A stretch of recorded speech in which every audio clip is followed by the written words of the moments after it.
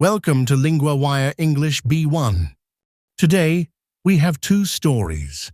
One about new military strikes in Lebanon, and another about a political pardon in Cambodia.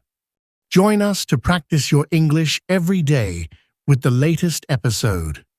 For transcripts and quizzes, visit linguawire.com.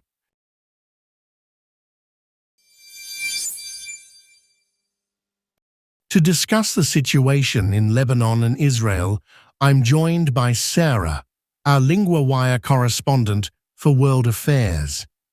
Sarah, what has happened recently between Israel and Hezbollah?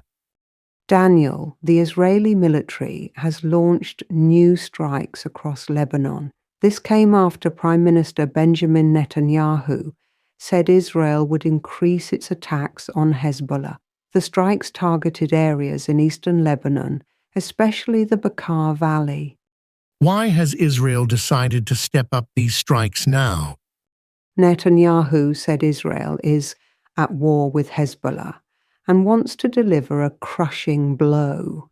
He also said the military has already eliminated over 600 people they call terrorists, but now they want to increase the number and strength of their attacks. How has Hezbollah responded to these strikes? Hezbollah said it carried out 22 attacks using drones and rockets. Their targets included Israeli soldiers, tanks and buildings. They say this was in response to Israel breaking a ceasefire agreement from earlier this month. Is the ceasefire still in effect, or has it ended? The ceasefire was meant to last 45 days, but some fighting has continued. Both sides accuse each other of breaking it. So the ceasefire is fragile and tensions remain high. Are there any talks planned to reduce the conflict? Yes, officials from Lebanon and Israel are expected to meet in Washington next week to discuss the situation.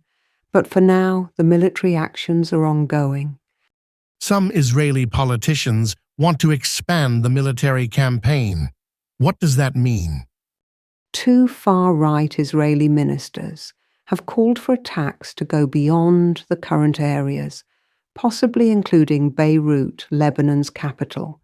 This would be a major escalation and could make the conflict worse. What does this story tell us about the future of the region?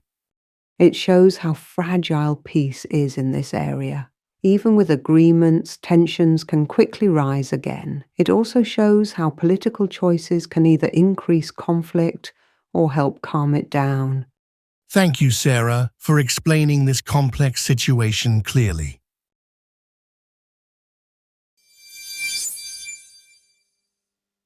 Now I'm joined by Emily, our correspondent for Asian politics. Emily, what is the latest news about Cambodia's former opposition leader? Daniel Kem Sokha, who was serving a 27-year prison sentence for treason, has been pardoned. This means he is officially forgiven and released by the King's order, signed by former Prime Minister Hun Sen.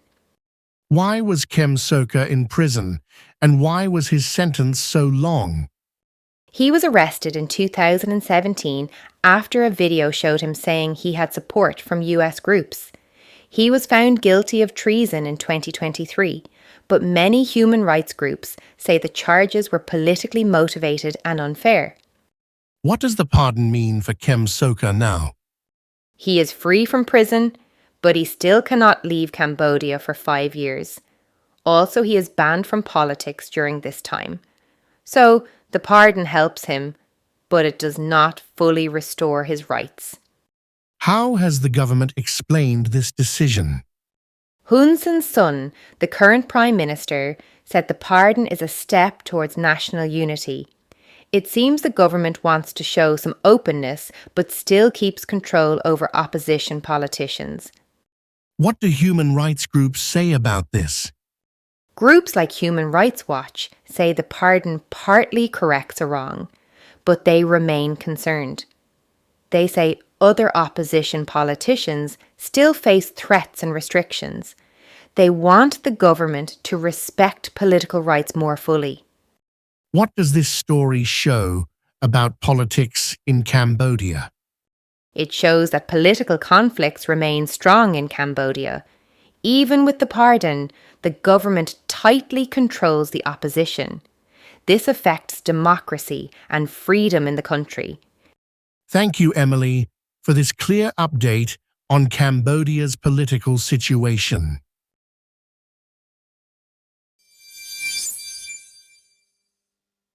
Let's review some useful words from today's stories.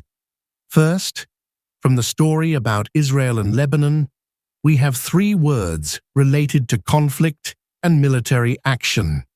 The first word is strike. It means a planned attack, usually by the military. In the story, Israel launched strikes against targets in Lebanon. For example, the army planned a strike at dawn. The second word is ceasefire. This means an agreement to stop fighting for a period of time. The story said there was a 45-day ceasefire between Lebanon and Israel. For example, the 2 countries agreed to a ceasefire to discuss peace. The third word is retaliate. It means to attack back after being attacked. Hezbollah retaliated with drone and rocket attacks after Israel's strikes. For example, she retaliated when her ideas were ignored. Now, for the second story, let's look at the verb pardon. To pardon someone means to officially forgive them for a crime, so they do not have to serve their punishment. The verb pardon is regular.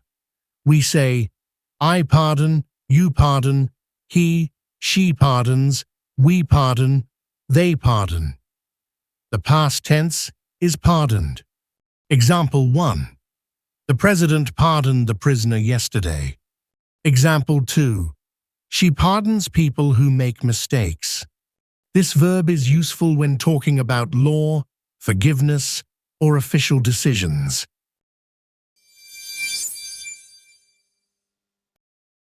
Follow LinguaWire for the latest daily episode and build your daily language habit with us.